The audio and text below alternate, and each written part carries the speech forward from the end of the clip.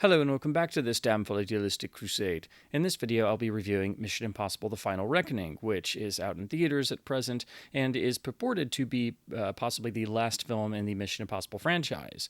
It's being left open, I think, depending on the success of this film and if Tom Cruise wants to do another one. If this film is successful, then of course we might see another Mission Impossible entry, or more likely there will be a slight gap and then Paramount or the powers that be will reboot the franchise in some form, as they've already done that at least a number of different occasions in terms of the overall themes and impact and design of these films. So there will be more Mission Impossible material in the future, but it seems very likely that this film is intended to be the eighth and final of the Tom Cruise produced and starring series. And it is, of course, a direct sequel to the last film, Dead Reckoning Part 1. And, of course, we have the rather awkward title shift of Dead Reckoning Part 1 to The Final Reckoning. This is very much a second part to wrap up the Entity storyline, the Entity being the AI villain that was primarily behind the events of Dead Reckoning Part 1. And if you were like me and thought Dead Reckoning Part 1 was not only a mess, but the lowest point of the series to date, unfortunately The Final Reckoning is not going to do much better, as I think this makes Dead Reckoning Part 1 look like a coherent and entertaining experience, and I thought Dead Reckoning Part 1 was just frankly quite a bit of a mess. The Final Reckoning as a film, when you actually examine it, is really nothing more than two giant overlong set pieces focusing on Tom Cruise doing some stunts and working solo, as these films very frequently make the team around the Ethan Hunt character superfluous, and perhaps never more so than here in The Final Reckoning. But you have these two overlong sequences. That is what all the audiences talk about after the film and what the marketing is based around and what people remember, because everything around the two sequences is padding or fluff or exposition and exposition dumps, not to mention filled with on-the-nose moments and dialogue, as if the film doesn't believe in the intelligence of its audience, so it feels it has to lead them around by the hand. Pretty much everyone agrees at least the first hour of this 2-hour and 49-minute film is almost nothing but exposition and setup for what is to come, except we already sat through all of that in part one of this two-part story, and it really was a story that should have been told in one film. There was no reason to spread this story over two films because there wasn't enough material there. I think the challenge is to think about what to cut down in Dead Reckoning Part 1 and reduce that film down to then place both of the sequences and ending of this film, The Final Reckoning, into that and have at least one admittedly overlong film that was at least more cohesive, because that's really the feeling you get here, that they had one long story and took the ending two action beats, as the Mission Impossible films typically have the opening sort of conceit and set piece, which builds to the second supposedly impossible mission that's usually around the middle or the second act of the film, and then in the aftermath of that, the final sort of challenge with even more impossible feats is usually the third act climax. So essentially you have the second and third act set pieces taken out of Dead Reckoning Part 1, and then they're in their own separate film, and then they had to come up with all this stuff to fill the time. There's also a number of callbacks that are in this film. They are rather ham-fisted and feel forced. There are a number of visual flashbacks to the past films, basically because Paramount had made 4K masters and released UHDs, so they could just pull from those and use those to just flash in the film to make you think of better films that you'd rather be watching. The callbacks are, they're understandable in one way. It's not like they're extremely overdone, but none of them really fit, and they are jarring and they do take you out of the film. At least I think they do. And on top of that, some of them are then worked into the plot, and not necessarily in the greatest of ways. There is a reference made to the rabbit's foot from Mission Impossible 3, which of course in that film was never revealed in terms of what was actually inside the canisters that were being stolen and moved around. So that is linked to, and that's a really easy on-the-nose thing to use, because if nobody knows what's inside it, you could say anything's in there. So that was really, I think, a cheap shot. And then there are a number of references made to the first film, which for the most part are rather ill-fitting. The only one that really works is another reprise of a Mission Impossible 1 character, as Dead Reckoning Part 1 finally brought back the Kittredge character, who still remains the best foil for Tom Cruise in this series in terms of the sparks that fly between Henry Czerny and Tom Cruise on screen. And for me, that was the one highlight of Dead Reckoning Part 1. While here in the final Reckoning, Kittredge is basically relegated to a cameo role. He makes a few appearances, and then there is an allusion made to the John Voight character of Jim Phelps from Mission Impossible 1, which doesn't really fit. The only one that does is, and this is not a spoiler because it's in the promotional materials and in the credits list, of course, but we have the Donlow character from the first film reappear all these years later, and at least he's worked into the plot relatively well, but after that he's just another of the team that sort of follows Tom Cruise's Ethan Hunt around and does whatever he says. That's another issue with this film. Some people have called the series before perhaps a bit of an ego trip, because the team factor dynamic of the original Mission Impossible series has always been on the back burner to the antics of super agent Ethan Hunt going around and doing everything himself. I think the better films in the series are the ones where the team actually have more of an active role and actually have fleshed out characterizations and have moments that make the audience care about them.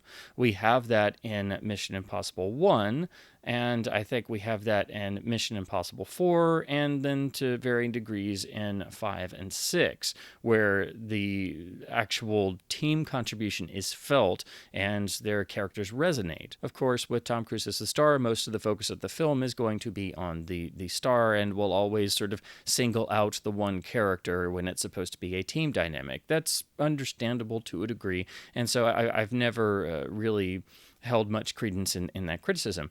But here in the final Reckoning, everyone basically sits around and waits for the Ethan Hunt character to make decisions and tell them what to do, and time again the audience is told that Ethan Hunt is the savior of humanity, and on top of that, he performs certain acts that are beyond credibility and stretch into the movie essentially sort of expecting us to believe that Ethan Hunt is Superman in a way, and you start to get the impression that everyone in the film, for the most part, is convinced Ethan Hunt is the Messiah and will save humanity from the evil AI entity. It gets tiresome very quickly, and this runs throughout the whole film. It's quite jarring in a way, because we've never had this level of adoration for this character in the series up to this point. And of course, this makes all of the team, in terms of the IMF team, seem even less like characters and more like just plain followers of Ethan Hunt. And really all they manage to do is be in a different place for some sequences that cross-cut in order to achieve some of the background details and objectives that Ethan Hunt just doesn't have time to do. And then we have the scenes that are set inside the inner workings of the US government, dealing with the president and her advisors in various bunkers that are all running on analog technology, that being the gag that they have to essentially hide from the entity and not use anything that is basically utilizing a digital circuit. But this is all background detail. It's just window dressing. What these scenes really are is just more padding, more exposition, and essentially giving Tom Cruise and Christopher McQuarrie a chance to play at remaking Failsafe, because that's really what these sequences boil down to. The nuclear threat is there, that the entity is taking over all of the nuclear silos silos and nuclear capabilities of all the nations of the world, and they're wondering if they should act preemptively in order to save what they can, and of course to potentially sacrifice an American city in order to keep the world from retaliating and starting World War III. So if you know failsafe, this becomes very obvious very quickly, and these scenes go on and start to pile up. You can very easily see how this film reaches 2 hours and 49 minutes very quickly. This is, of course, not something alien to the Mission Impossible films. They typically lift from other films and will have these things sprinkled in. Most notably, they lift from the James Bond films. That's something that's always bugged me in the more modern Tom Cruise films, that they have very obvious James Bond lifts and parallels. So much so that I took a clicker into Dead Reckoning Part 1 and clicked it anytime I felt there was a Bond lift. Here I did the same thing just for fun, and there were plenty of James Bond parallels and lifts, some tangential, of course, but then you have all the scenes that reek of trying to remake Failsafe, and then you have all of the scenes under the polar ice caps, which sort of have at least a little bit of the flavor of Ice Station Zebra, which Christopher McQuarrie was going to remake for some time. So maybe some of those ideas were then pushed into the final Mission Impossible films. Then there's also the repeated usage of the line, "It is written," by multiple characters. This is done time and time and time and time again, and to any classic film fan, that only alludes to one thing, which is the setup for the line in Lawrence of Arabia, one of the greatest lines in film history, when Lawrence replies, after being told it is written multiple times, Lawrence replies, "Nothing is written." And of course, that is just a setup in this film to reference one of the most famous lines from Lawrence of Arabia, simply because I guess they rewatched it. So that was admittedly quite annoying. Also, the two big sequences, the submarine sequence and the biplane sequence, do draw heavily on various James Bond films, and actually each of them takes elements from multiple James Bond films. These are, of course, stemming from events set up in Dead Reckoning Part 1, which seemed heavily inspired by elements of For Your Eyes Only in particular. The submarine sequence draws from elements of both For Your Eyes Only and Tomorrow Never Dies, and of course is not only wordless, but done underwater with various bits of CGI assistance. This is once again focusing on Ethan Hunt's solo and is supposed to be the impossible mission of the second act. We see this set up with multiple briefings telling the audience just how impossible this is and all the things that will most likely kill Ethan Hunt. The actual sequence itself is impressive to a degree, but it goes on for so long that you start to lose a bit of interest, given that the outcome is very well known, that no matter what, the character is going to succeed.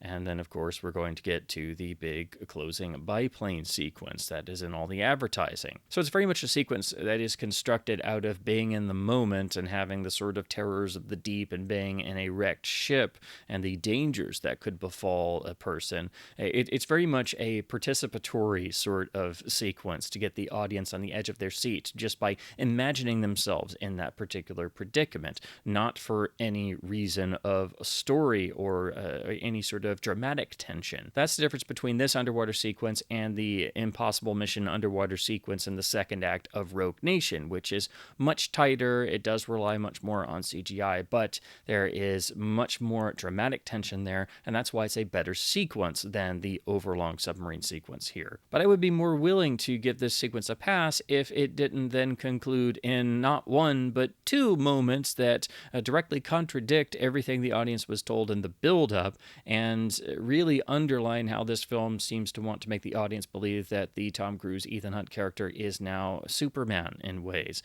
because he does things that should theoretically and physically get him killed in several different ways to conclude this sequence, and it strains credibility so much that in the theatrical screening I attended, members of the audience actually exclaimed out loud just how impossible and unbelievable those moments were. So that was really a credibility-breaking moment, and I saw this in a normal theater with average viewers, so it wasn't like I was in a theater full of critics or or something. So this makes even average moviegoers say something out loud while the movie is going, because it completely breaks credibility. And then the editing and staging of the ending of that sequence to fully get the Ethan Hunt character out of the polar ice caps is very clunky, to put it mildly, and it's just sort of written off, and we're expected to just keep going along for the ride. That's what the whole film wants us to do, to just go along for the ride and not ask questions. As I said before, the film continually distrusts the audience intelligence. There is a great deal of dialogue in the exposition that is never ending, that has to reiterate things over and over, essentially as if it feels it has to dumb things down and repeat things for the audience to understand what's going on. This is also obviously a means of working backwards to connect the film to the previous film, which is supposed to be part one, and then there was a sizable gap. Plus, part one was not as financially successful, and so people either didn't see it or haven't rewatched it, so the film is constantly having to work at making tangential connections to the first film. But it also throws out or doesn't develop elements that were set up in the first film, so it feels very underbaked, and that's another symptom. And in fact, the whole film is really the ultimate symptom of how Tom Cruise and Christopher McQuarrie on these modern Mission Impossible films very much make them up as they go along. The script is constantly evolving, and that is really the worst thing you can do in something that's an action-adventure film, particularly a spy thriller, because the number one thing of importance is a proper, solid narrative foundation, because you have to have that in order to have things make sense and have the audience to follow along things and feel grounded to then enjoy everything else.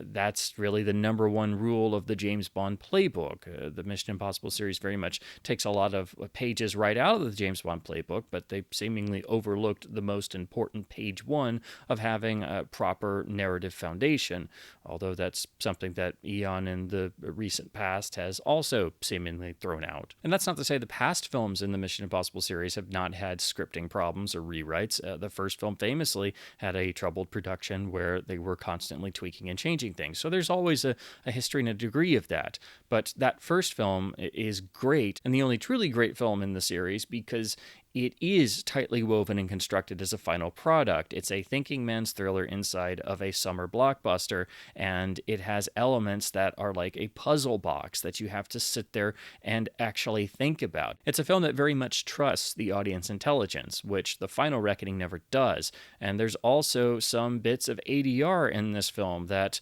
are just there to be expository and to explain things to the audience even further, because not only was the film not really truly working in those moments, but it also thinks that the audience is stupid in a number of areas and needs to have their hand held through certain moments. We finally get to the big third act finale, which is the multi-part chase that is also built around the big biplane sequence stunts. This is supposed to be the big showstopper of the film and what's used in all the marketing, and yes, that's Tom Cruise really hanging around a biplane, but the reason why he's doing that is more motivated about having a big stunt to sell the film and to close the film than something that's really dramatically motivated. When you look at it structurally, this is basically a rehashing of the big helicopter chase at the end of Mission Impossible Fallout. And both films 7 and 8 in this series seem hell-bent on trying to replicate everything that Mission Impossible Fallout did, except stretch it out over 2 films and make everything bigger and more bloated. And Fallout was already a big and bloated film, but at least it had a consistency. And that's why it got such good reviews and such a good audience reception, and they've been chasing after that for the past couple of years, except they didn't really come up with a solid plan first, which has been the problem with this series, at least since Rogue Nation, when McQuarrie started directing instead of just writing as he did on Ghost Protocol. The biplane sequence is, of course, impressive as a visceral piece, but again, there's not much dramatic tension. The physical villain of Gabriel is not all that interesting, although the performance is good. The actual character is not very involving, not fleshed out and developed, and this is merely the physical secondary villain to the entity's lead villain.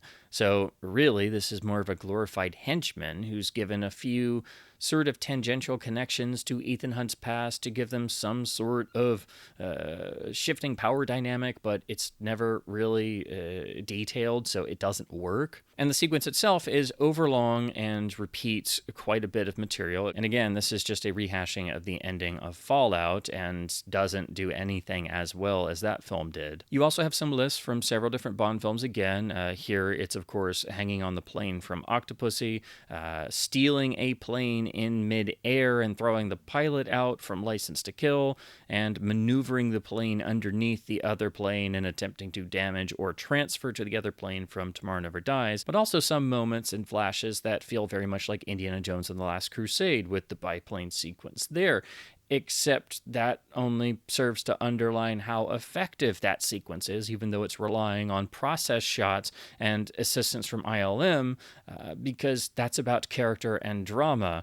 And this sequence in The Final Reckoning is just about spectacle, except we've already seen them do spectacles multiple times across different films, so that can only go so far, and it almost seems sort of half-hearted in a way, like they're just doing this because they feel they have to do something big, and this is what they came up with. And on top of that, the whole sequence ends with a whimper and actually a cartoonish note, which really sucks out any level of dramatic tension that may be left.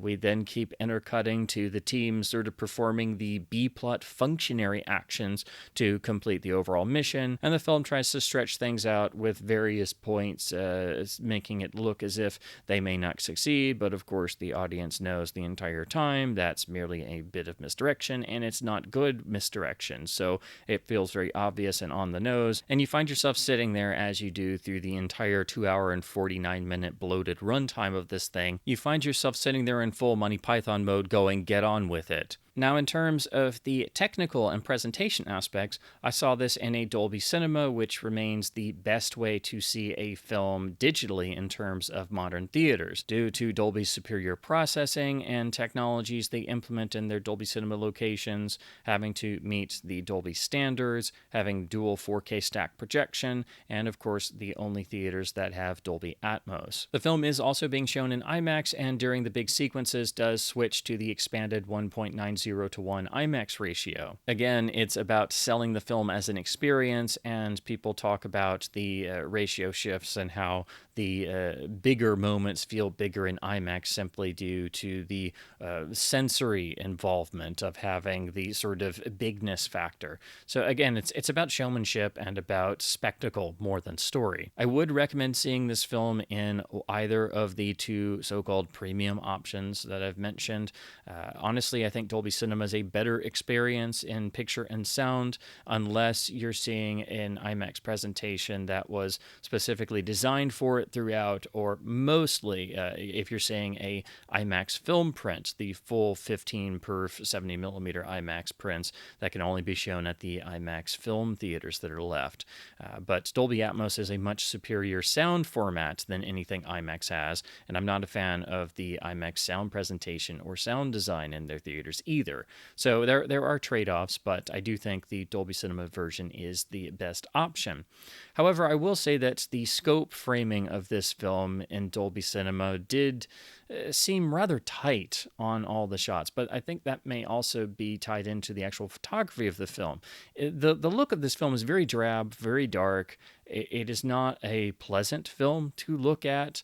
It seems very dull and dour. It matches the tone of the film, of course, but also the framing is quite tight, especially on faces. Again, some of that may have been due to the theater I saw it in, but it also made it harder to follow some of the action sequences. In particular, there's a fight sequence early in the film that takes place in a dark room where our characters are tied up and they're going to be interrogated, which itself seemed very reminiscent of a scene in a past Christopher McQuarrie Mission Impossible film. In fact, it seemed almost like a rehashing of that same scene. But the very tight framing and extreme darkness made it very impossible to follow the action properly and be able to enjoy the sequence. And this continued through the whole film. It's a very dark film, and again, the framing is very tight. I'm sure this would be helped some in the big sequences by the expanded IMAX ratio, and when we get the film on disc at home, maybe it'll be framed a little bit better. But I just felt the images were just it's not a very pleasant film to look at. And while that does follow Dead Reckoning Part 1, I do actually think Dead Reckoning Part 1 was a more visually impressive film. It at least had some brighter moments and I think a better sense of visual scale than The Final Reckoning does. And then I have to talk about the sound presentation. Again, I saw this in a Dolby Cinema because it has Dolby Atmos, and the Mission Impossible films in the past have either had very good mixes, sometimes great mixes, and in the case of the original film, I think it's one of the greatest sound mixes of all time. It's one of my favorite sound mixes. So I'm always willing to pay more to see one of the films in this series in a premium sound format, because typically they do have above average to great sound mixes. I didn't think the last film had a particularly great sound mix, but at least it was solid. Here in The Final Reckoning, though, it seems like they tried to make a mix that was very much geared towards the IMAX style of making the high end really loud and the low end really loud and boomy. And this was not a good mix, because all of the gunshots and loud effects were extraordinarily loud, as it would be in an IMAX theater, which is why I don't like the sound of IMAX theaters. And then all of the LFE and low end was made to be very boomy and rumbly, and it was basically there just to boom and distract you from how uninvolving some of the sequences were. So I think the sound mix was trying to sort of overdo it in ways to make the film feel bigger and more of an experience, to try and distract from how much the plot was not holding your interest. And there were also moments that seemed to be very flat sounding. This didn't really have the full impact of a truly immersive Dolby Atmos experience. Again, it felt much more like a mix done for an IMAX theater that was merely playing in a Dolby hall, with the added benefit of having extra channels spreading out certain elements across the ceiling. I assume this will sound different at home, given that the home configuration of Dolby Atmos is much smaller than the Dolby Cinema version, and of course it will have most likely a core track in 7.1 or something. So while I don't really have the desire to rewatch this film at any point, it would be interesting to look at the eventual 4K UHD version and look at the Dolby Atmos track and see what it's like in the home environment. Ultimately, The Final Reckoning, if it is indeed the last in the Tom Cruise produced and starring Mission Impossible series, is a series going out with a whimper instead of a bang. This is an overlong, dour, dark-looking film that there's no fun in this film. There's no joy. There's no excitement.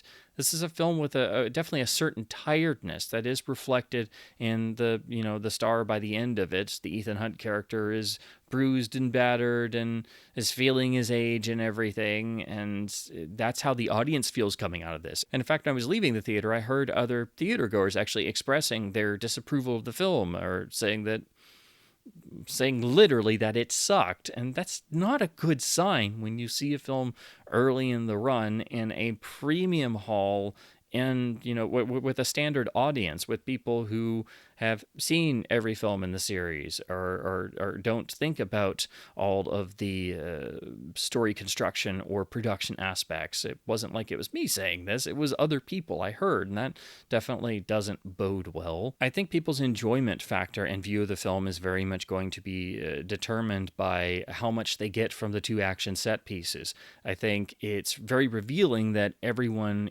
critics and audiences alike, admit that the whole opening act, which is I guess roughly an hour of this nearly 3-hour film, is pointless. And I think you could definitely lose pretty much all of that, and the film would be better for it. It's also a film that doesn't answer questions or finish plot threads set up by the first film, and so a lot of people have been comparing it to the Disney Star Wars trilogy, particularly The Last Jedi and The Rise of Skywalker, and those films have a multitude of problems because Again, there was no clear plan, and the powers that be were just making it up as they went along and then working backwards after the fact in the follow up films, which is what these Mission Impossible films have been doing. So it's also not a good sign when the one film people keep referencing when they're talking about your film is usually The Rise of Skywalker, which is a hot mess of a film if there ever was one. So that also is not a good sign. And The Final Reckoning is still a hard film to sort of think about afterwards. It's a film that's actually quite baffling. It's one that you have to sit there and think about in terms of how does it connect to the film before it? What does it drop from the film before it? Why do certain things happen in this film which were never set up or explained before? Are we missing something? Did they just forget about certain things? Is this really the last Mission Impossible film? Should we believe or put stock in all of the callbacks and connections they're trying to make to all the past films here on the back end? Do they really work? Or should we just ignore those? Or is that just window dressing? Ultimately, the ending of this film puts us in the exact same place we were at the ending of Mission Impossible Fallout. Honestly, I think Mission Impossible 7 and 8, due to the way that they are made and their overall final impact, they don't really do anything that Fallout didn't already do. And they end our characters pretty much in the same place with just some character lineup changes, really. So if this is really the last film, they just basically went out with throwing a lot of money at the screen and making two big sequences surrounded by a bunch of padding that was unnecessary. Honestly, if this is the last film, the series could have just ended with Fallout, and you'd have the same results and a lot more audience goodwill because that film still has a great reputation and is much more effective than 7 and 8 put together. I don't mind that they spread out a story over two films, but I wish it had been a story that had been worked out and was worth spreading out over two films.